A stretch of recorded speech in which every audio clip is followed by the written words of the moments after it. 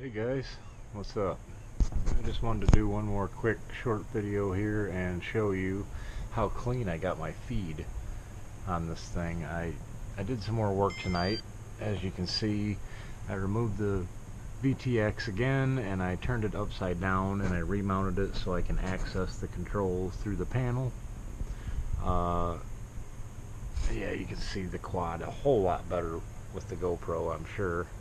It's a lot better camera than the phone I was using earlier. I put a capacitor in underneath of my camera, hooked into the front side of the board to clean some noise up, and oh boy did it make a difference. It looks like 1000% better now. Check it out. I'll put you right in the view.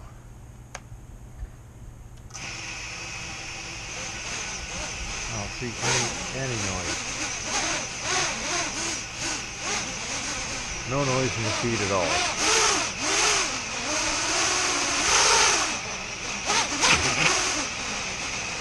Oh, easy dog, easy. Never arm your quad in the house with the props on. Bad idea. Anyways, there you go.